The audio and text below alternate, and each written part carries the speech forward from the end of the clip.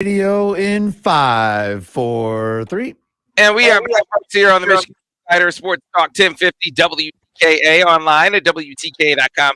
Sam Webb, Mr. Ira Weintraub on the other side, and MGoBlog Roundtable crew with us as they are every Thursday. Sans Brian Cook this morning, who is under the weather, so feel better, Brian. But joining us, his right and left hand men. We have to my left on the screen, Craig Ross. How you doing? Virginia Tech. Why are you bringing up the Virginia Tech? Well, stuff?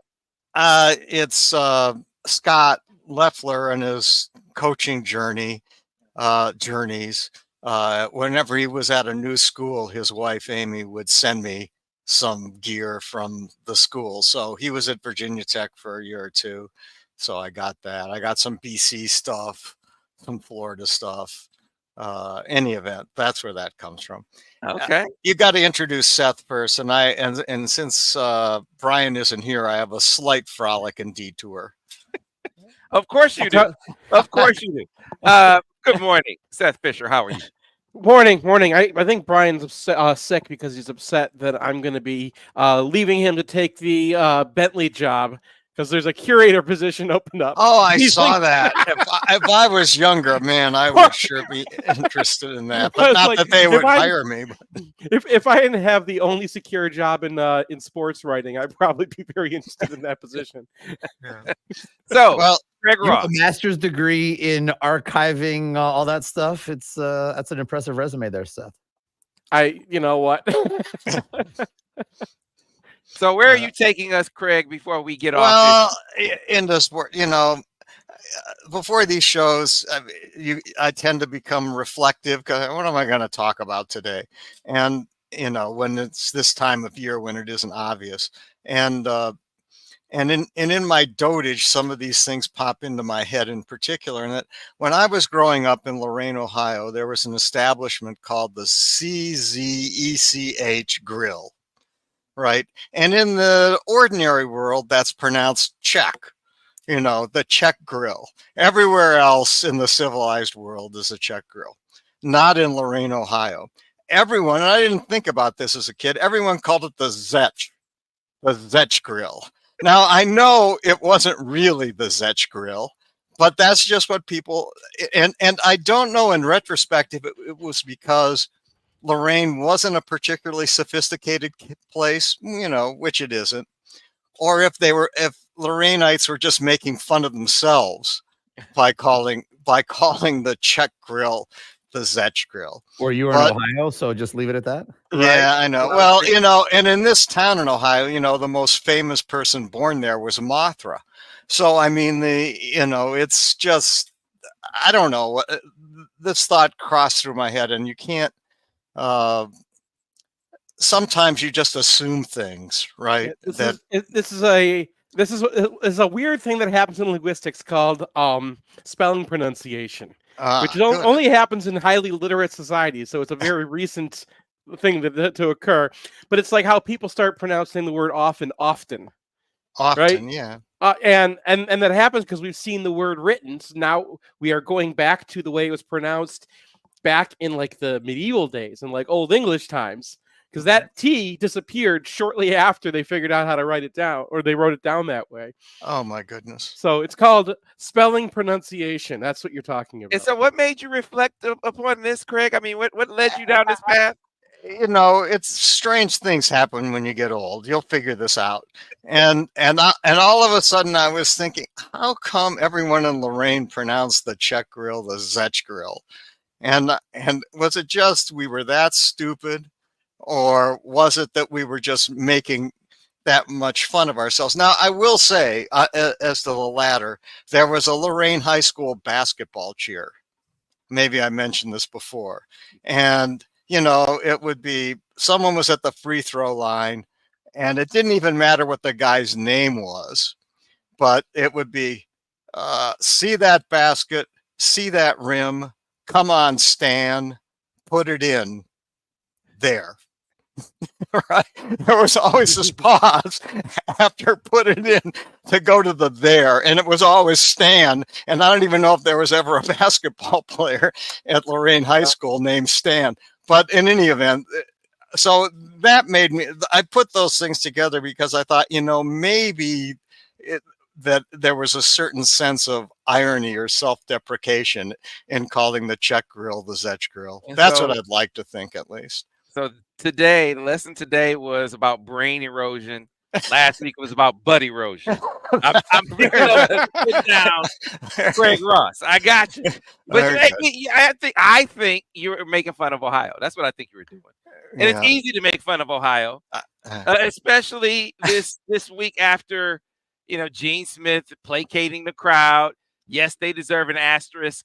To me, that buries the lead down in Ohio. The lead was, at least to me, we talked about this yesterday on Dimes. I don't know if you guys talked about it on the blog, but the commentary on one Mr. Chip Kelly. Now, whether you believe Shady McCoy to be a good source or Deshaun Jackson to be a credible witness, there are corroborating stories out there. Jason Peters called into their podcast. We had Jason Avant's brother dropped in on Dimes yesterday, saying, "Hey, my brother didn't like Chip Kelly either." So it seems to me that the narrative on Chip Kelly is not sunshine and rainbows like the Buckeyes like to have you believe it is, fellas. It's closer. I didn't even say it was what Shady. I just said he's a guy who is soft, who is Sam.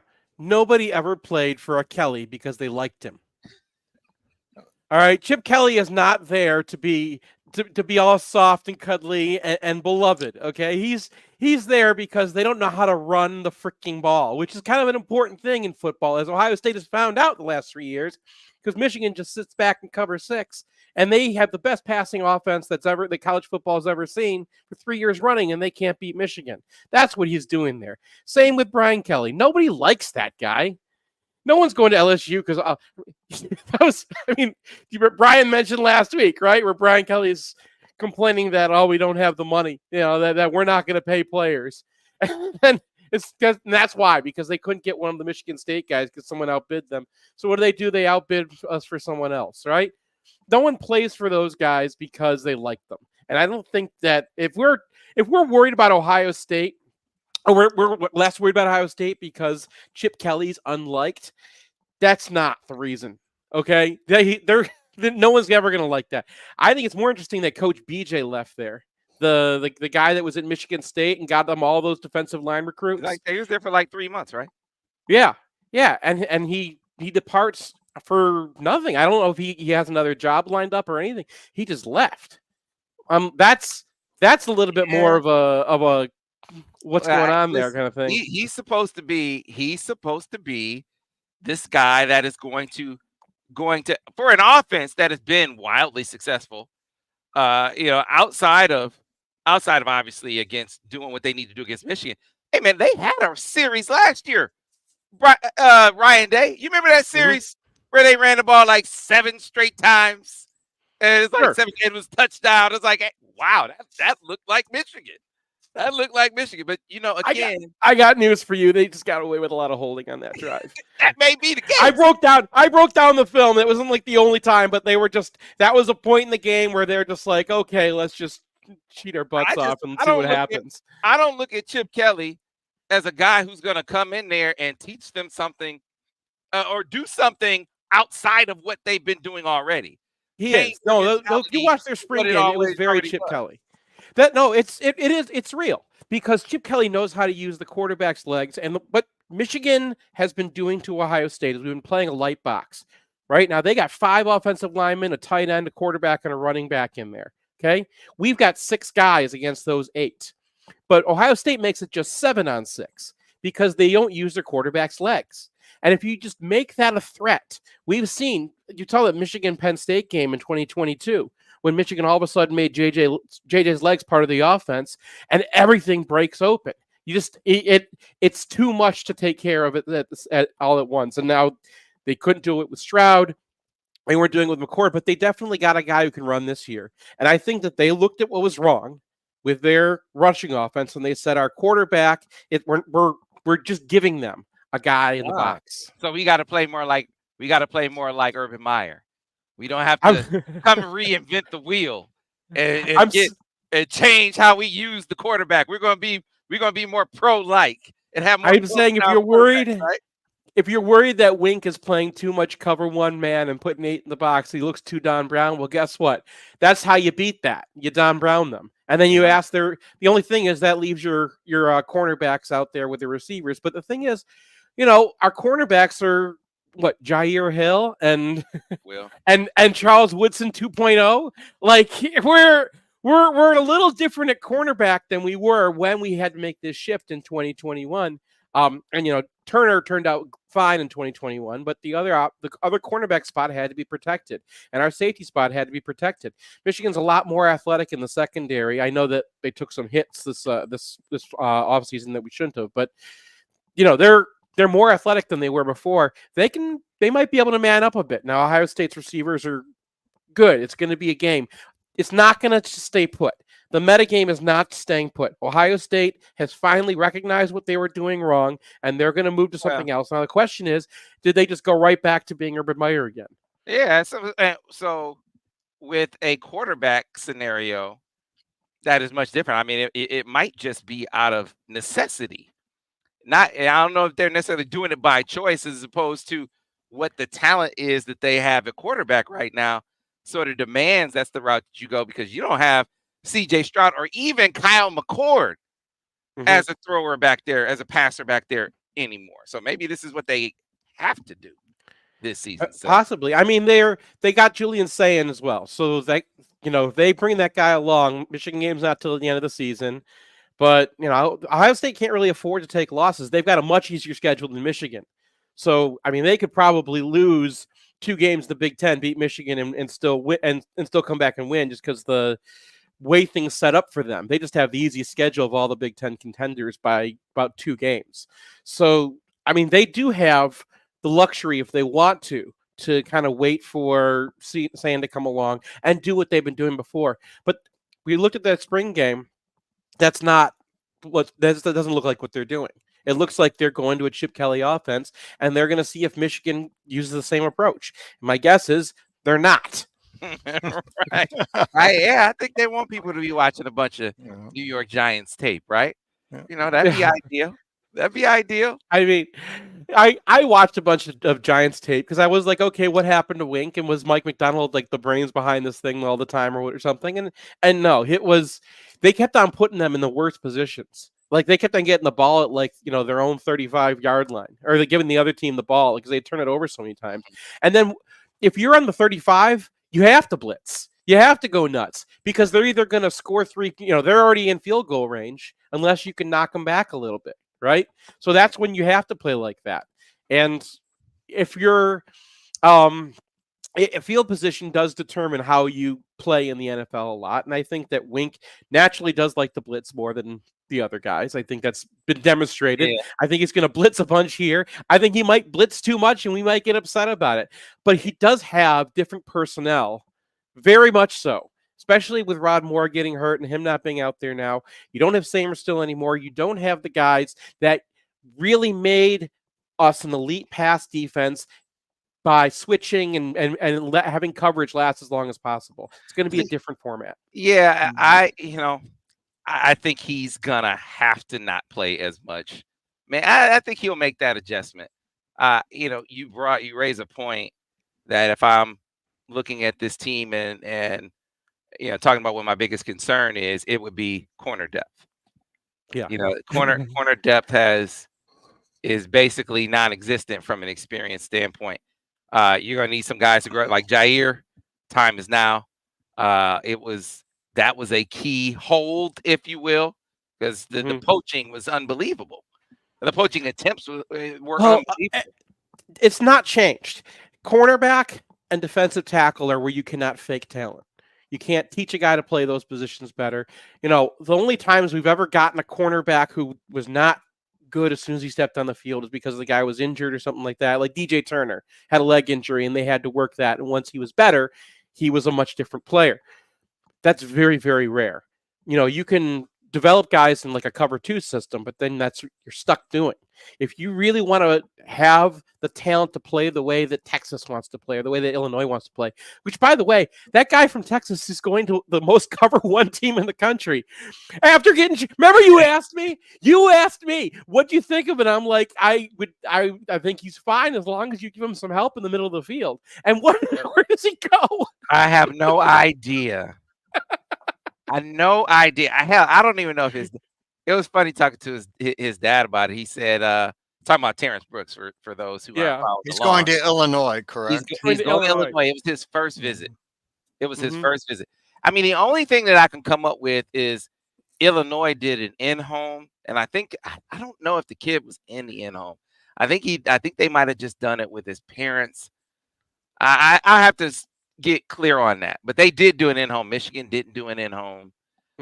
There was a rapport maybe they established with Aaron Henry somewhat, but I'm listening, and I know a lot of Michigan fans were as well, and it's like, well, everyone that NFL secondary they had a couple years ago, those were Ryan Walters. That's all Ryan Walters. Like, that's his secondary, right? And then if you believe the NIL piece, that he had to go there for NIL. He didn't even make it to Michigan to hear the NIL pitch. If you think that was inconsequential, he didn't even go to USC, and USC gets down NIL-wise. So it makes you scratch your head about the NIL side of things. And then the pass rush. You talked about, the pass rush. What pass rush in Illinois? They lost their guy there. So I just, hey, if I'm scratching my head, Michigan is banging their head like, what? I see it. Now, it's hard to tell a player, hey man, you might need to be a little protected in man-to-man coverage. Because what does every cornerback who ever lived believe? That he's the greatest man-to-man cover guy that ever lived. But see, not them. Not them. His dad was adamant about, all this man they play, this with bail technique. It just, and he was really harping on the fact that there was a DB coach there in Terry Joseph who didn't play football. Terry Joseph was a baseball player. And so he said, my son's getting coached by a guy who hasn't coached, who didn't play football. He needs to go play for a coach who's actually coached the game, can teach scheme, can teach technique. But then there's like Illinois didn't even have a DB coach until, of course, Corey Parker gets hired over there. And I don't know if that was the thing that they knew that was hovering in the background. I love Corey. That is my guy. Love him. All right. Really good hire. But I mean, what's around you? That was a 5-7 football team last year. That's one of the most perplexing ones that I've seen. And if I'm Michigan, and maybe they're changing their style. Who knows? But that was I know what the problem was with that guy, with that player, and then like you're walking into that. I don't. Sam, maybe they're changing their defense this year. Sam, I mean, along these lines, where is Michigan looking right now? I mean, they lost McLean, right, to Florida. Well, so I wouldn't characterize it as a loss. Okay. They talked to him. They talked to his agent. They were feeling out whether he was a fit. I know they several conversations, but it wasn't like if they wanted Cormani McLean to visit last week, Cormani McLean would have visited last week. Okay. They were dotting their I's and crossing their T's about, hey, we got to make sure this dude fits in the locker room. I know some fans might say beggars can't be choosers, but they are very, Sharon is very much about not just adding talent. We're going to make sure that they fit. And so very, very talented guy. Don't know if the narrative out there that Dion put out there is absolutely right. But it was out there enough to not just take a flyer and say, come on in on a visit. So, and Wesley Walker's not a safety, right? He's not a corner. He's a safety of the safeties that they're looking at. He's probably the best cover guy. And they're, it's funny, and I mentioned this in the recruiting roundup. So I talked to his stepdad. I talked to Wesley. He was in the airport yesterday, heading to LSU. The thing is, so he goes on the USC visit. He visits Michigan, and has a great visit. You know, I think his mom, and I think his girlfriend came too. Don't hold me to that. I think it was his girlfriend. Comes on a visit, has a great visit, terrific visit. And there were some rumblings that he was getting closer to a decision. And talking to his stepdad about it, who before the visit was like, we'll see how it goes. After the visit, his tone was like, hey man, I'm talking to my wife, talk to Wes, and he had a great visit. I actually held his his strongest quote back. I held it back. I'm gonna put it on the message board a little bit later. But I held it back because I was like, man, this is too suggestive. If people read this, they're gonna think this dude is about to pop.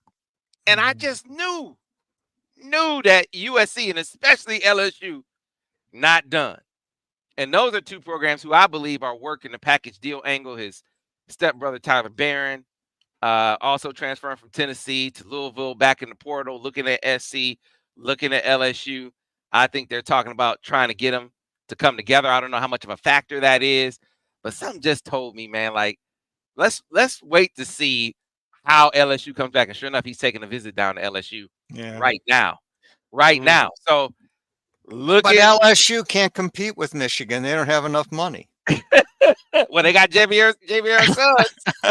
They got JVR Suggs, and I definitely think that was listen. I figure Brian Kelly, he dug in the couches. He found some things between. I mean, that one played.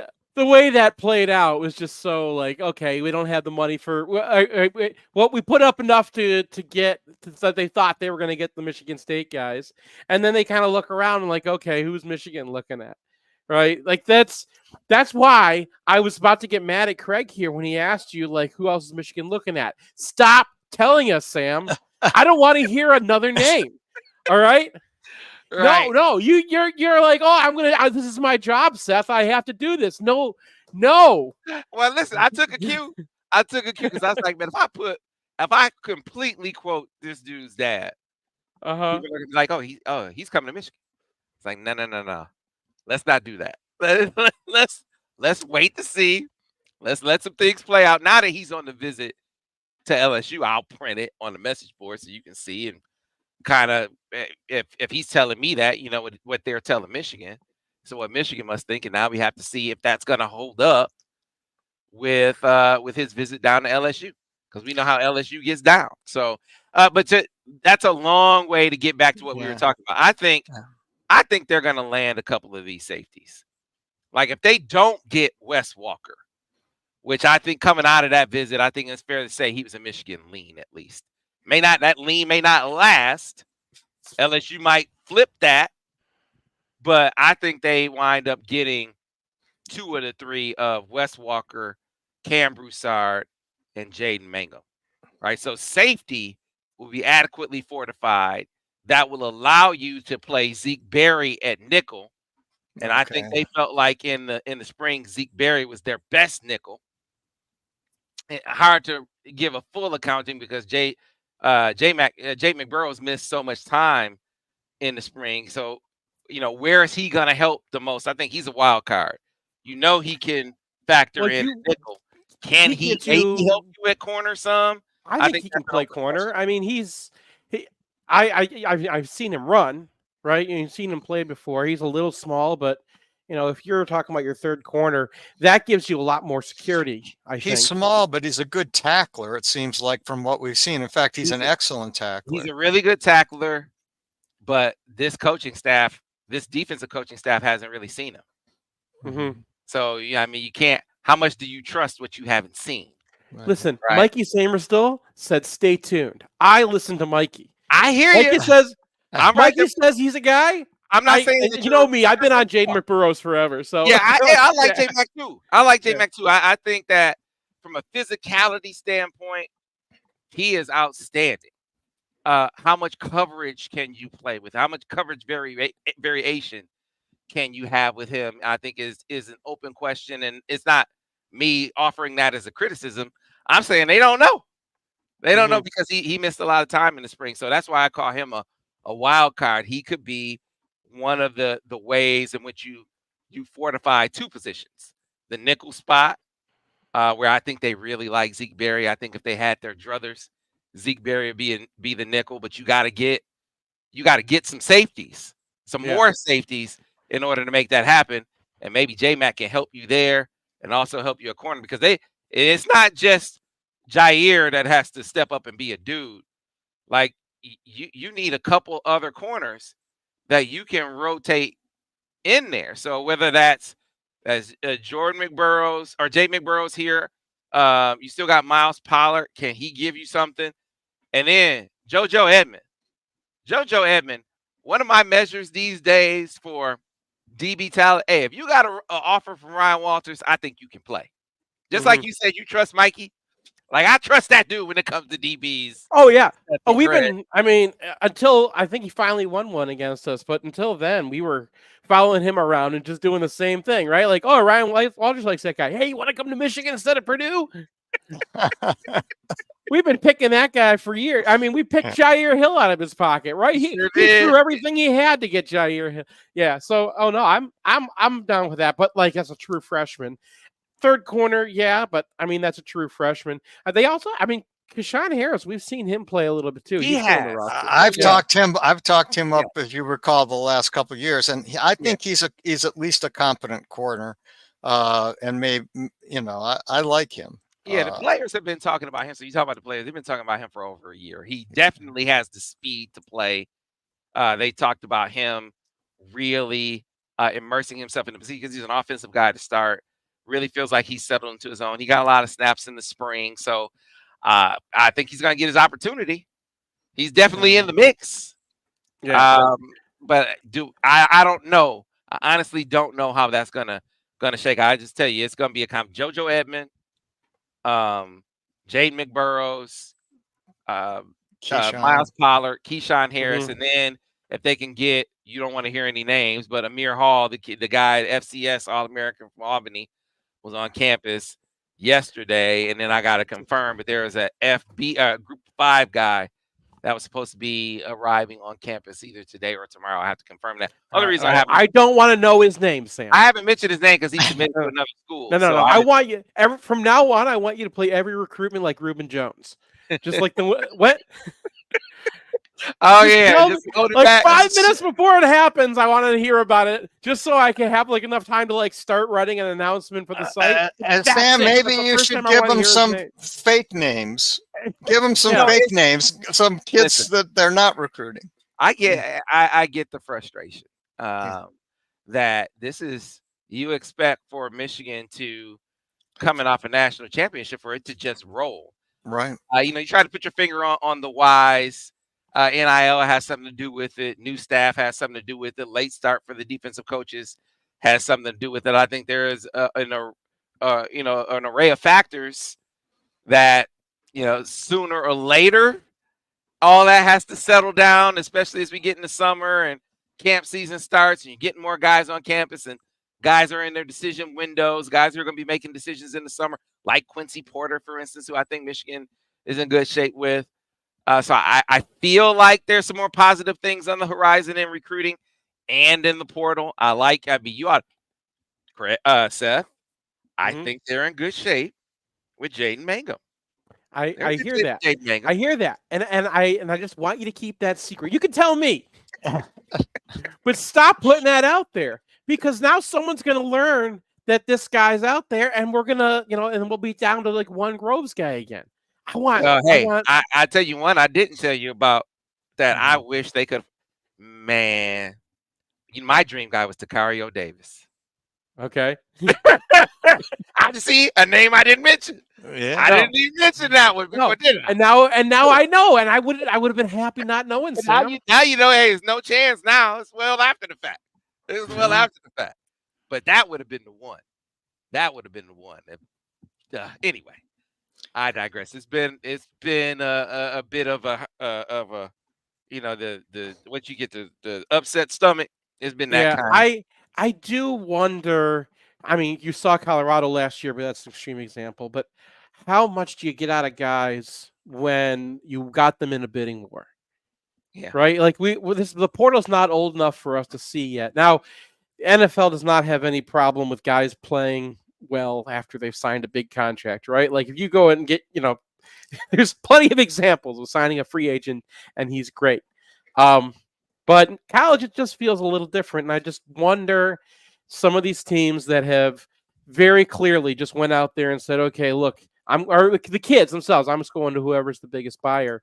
If you're not checking the fit, we talked about the kid who's going to Illinois from Texas. If you're not checking the fit, and maybe that's going to work out for him because maybe they're changing their defense, but that's a big role in how players look in college.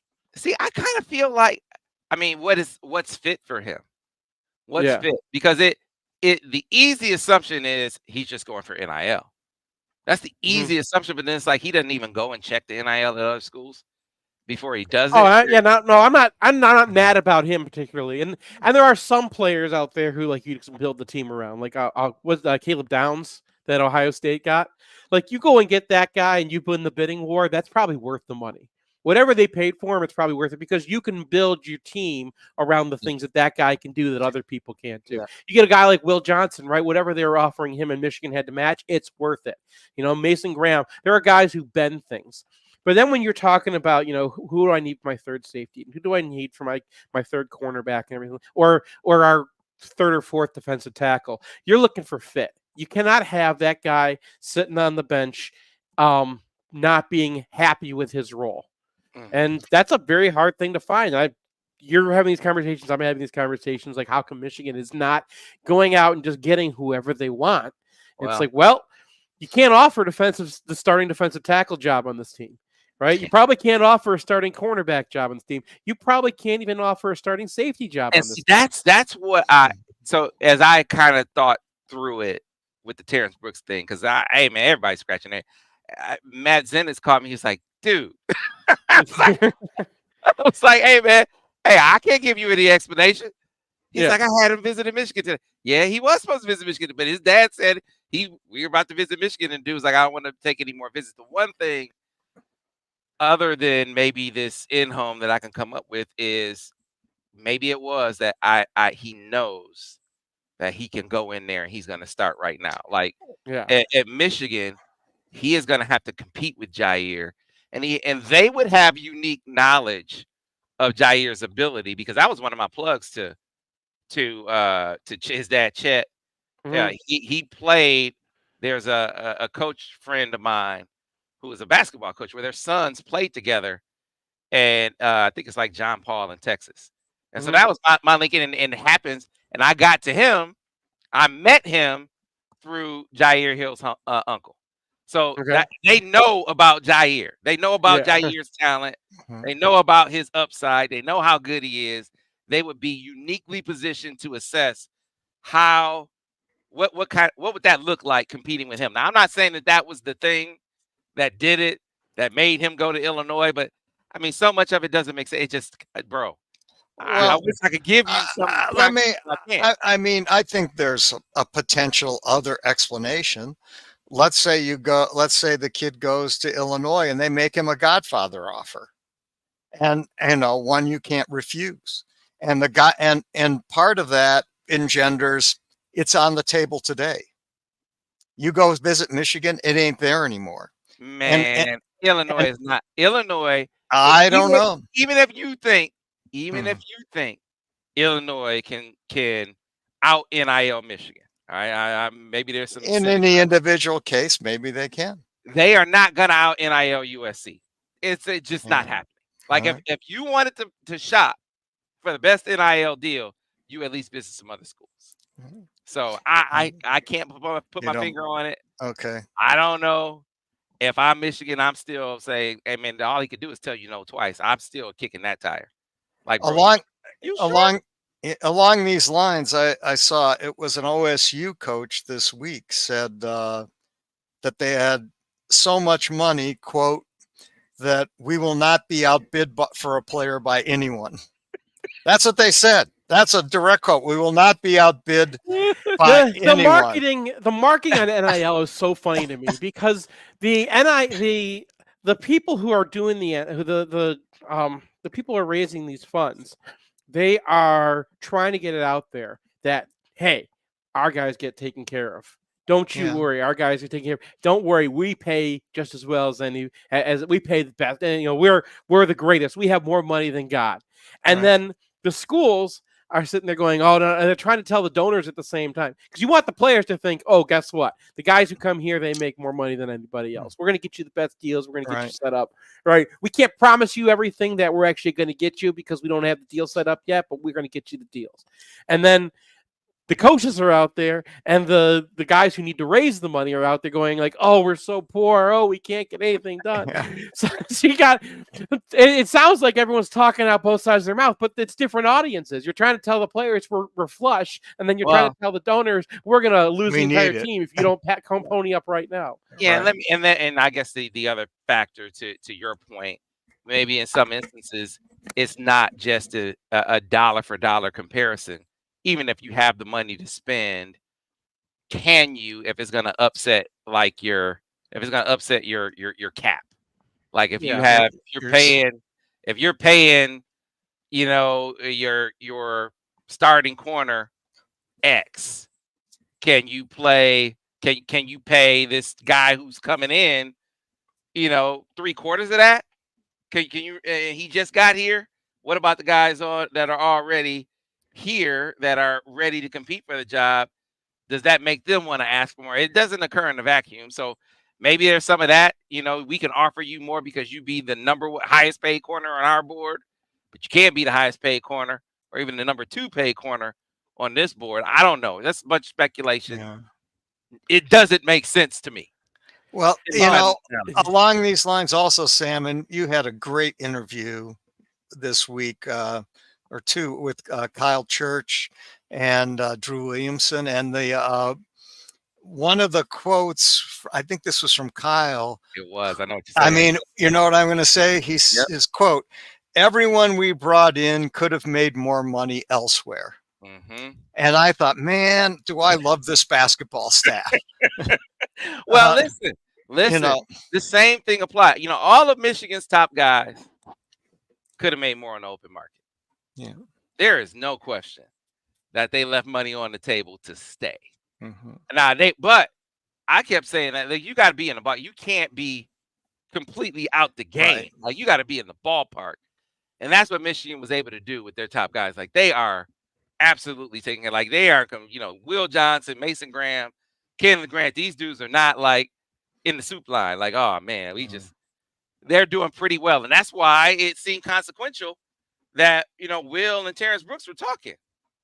Like, they were communicating. Like, if you wanted to know what is it like, what techniques do they coach, what's the scheme like, what's the coach like, what's the NIL like you got a guy who can offer you testimonials on all of those things, whereas you didn't have that in the past. Like, if you had some quarterback recruit get in contact with JJ McCarthy last year about NIL, that wouldn't have been a testimonial that you wanted to hear, right? At least from in the collective space.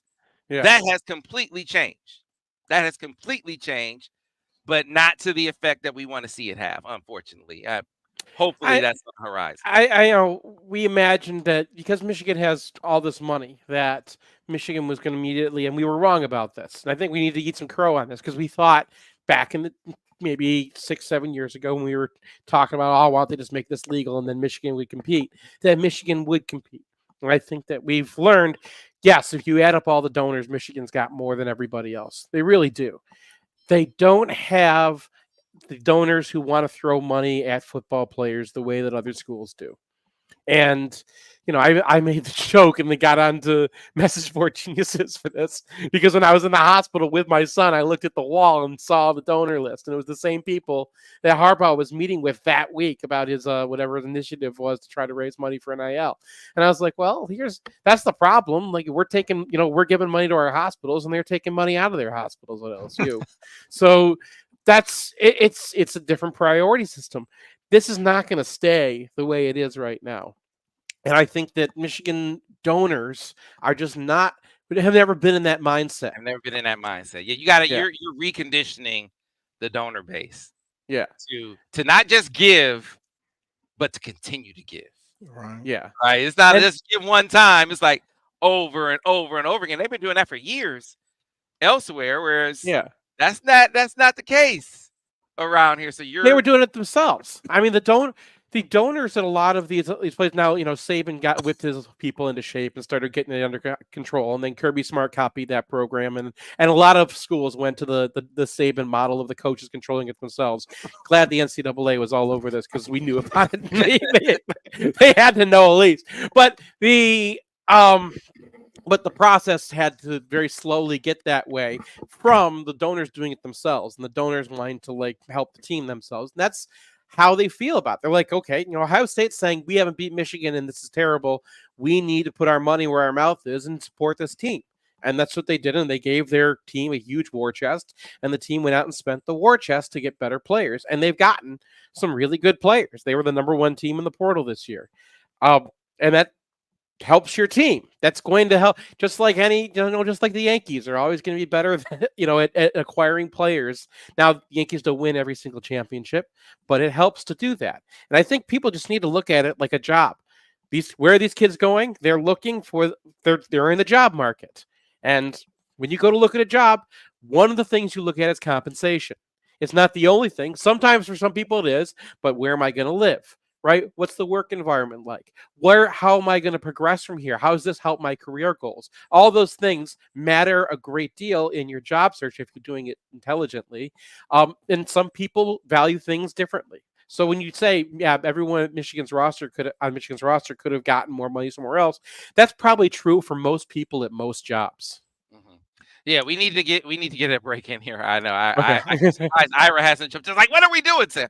So we'll take a quick break. I do want to get a word or two in for the softball team. I know you had some things you want to talk about there, Craig. So we'll take a quick break. Yep. Come back on the other side and close things out. MGoBlog Roundtable here on the Michigan Insider on Sports Talk 1050 WTK, the ticket. 2-minute break.